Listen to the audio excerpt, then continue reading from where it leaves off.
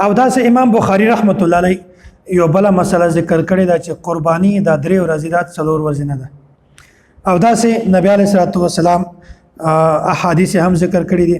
حضرت سلمہ بن اقوا رضی الله تعالی عنہ دا بیان کړی دي قال النبي صلى الله عليه وسلم من زح منكم فلا يصبحن بعد ثالثه وبقي في بيته منه شيء.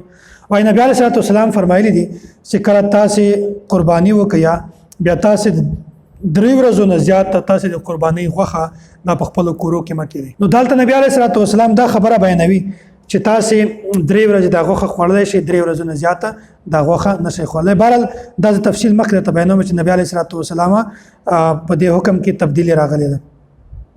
ام المؤمنین ام عائشه رضی الله تعالی عنها فرمای قالت الزحيه كنا نملح منه فنقدم به الى النبي صلى الله عليه وسلم بالمدينه. وای په مدینه کې به موږ نبی علیه الصلاه والسلام ته غوخه پیښ کوله، د په خدمت کې موږ حاضروله، هغه ولې موږ مالګه لګولې وه. فقال لا تاكلوا الا 3 ايام. وای تاسو د قربانۍ غوخه دا صرف 3 ورځې خورئ. وليست بعزيمه ولكن اراد ان يطعم منه. دالته ام عائشه رضی الله تعالی عنها فرمای وای نبی علیه الصلاه والسلام دالته دغه د لازمینه ګڼله، بلکې دا خبره ثابتوله چې تاسو د غوخه نورو ته هم ورکوئ. کچیرته دا غوخه تاسو 3 ورځې نه زیات خپل کورو کې فریجانو کې کېدی یا په دغه وخت کې د سړي ذهن کې دا راځي چې یاره دا ټوله غوخه ځان ته کېده، بل چاته د ورکولو سوچ هم نه جوړېږي، اراده یې هم نه جوړېږي. دغه وجه نبی علیه الصلاه والسلام ورته فرمایل چې تاسو 3 ورځې دا غوخه خورئ او 3 ورځې نه زیات دا مه جمع کوئ. دا مطلب دا ده چې تاسو خپل ګاونډیانو ته هم ورکوئ، خپل غریبان چې کوم خلک دی خپل پړوس کې دی ګاونډیان دی هغه ته هم ورکوئ، هغه ته هم د قرباني غوښه ورکوي.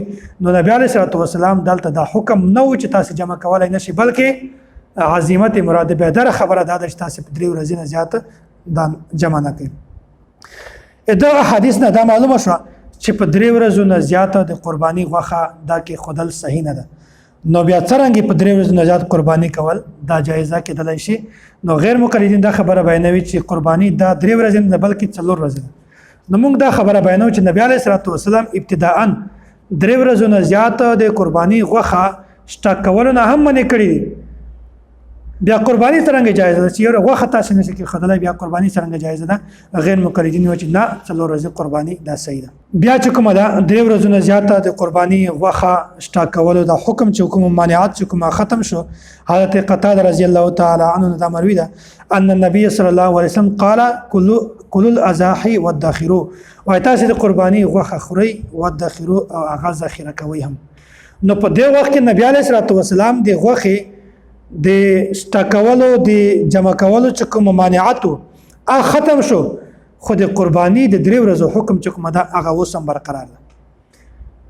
تاسو په 3 ورځو نه زیات قرباني غوښه جمع کولای شئ، ځان لپاره کې خودلای شئ، خو د قرباني ورځ چې کوم دي هغه حکم هغه زوړ برقرار ده چې هغه 3 ورځې په 3 ورځو نه زیات نه دي.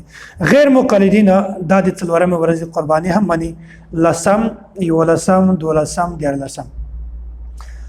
دا سے غیر مقلد حضرات بخاری شریف کی ان احادیث کے خلاف پر چوتھے دن بھی قربانی کو جائز ہی نہیں بلکہ احیاء سنت شمار کرتے ہیں، بلکہ دا وایي چې دا جائز نه بلکہ دا د سنت ژوندي کول دي. چنانچہ مشہور عالم مبشر ربانی لکھتے ہیں قربانی کا وقت نماز عید کے بعد شروع ہوتا ہے اور 13 ذوالحجہ کو غروب آفتاب تک رہتا ہے.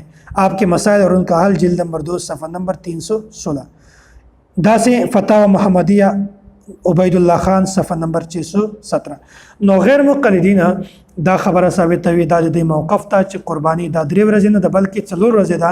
حالانکه امام بخاری رحمت الله علیه هم دا خبره بیانوي چې قرباني 3 ورځې ده او نبی علیه الصلاه والسلام هم دا خبره بیانوي چې قرباني 3 ورځې ده 4 ورځې نه ده. ابتداءً نبی علیه الصلاه والسلام دا حکم ورکړی چې تاسو د قرباني غوښه دا په 3 ورځې نه زیات خپل ځان سره مه جمع کوئ. مطلب دا و چې تاسو خپل غریبانو ته هم ورکوئ، خپل ګاونډیانو ته هم ورکوي. او حضرت قتاده رضی الله تعالی عنہ دا فرمایي چې نبی علیه الصلاه والسلام راسته حکم وکړو چې تاسو قرباني کوئ ودخرو او تاسو ځان لپاره غوښه جمع کوئ. د قرباني د غوښې شټا کولو حکم دا خو تبدیل شو، ممانعات ختم شو، جمع کولای شي، خو د قرباني د ورځو ممانعات چې کوم هغه بالکل برقرار ده، هغه 3 ورځې د پاکي تبدیلی نه راغلي.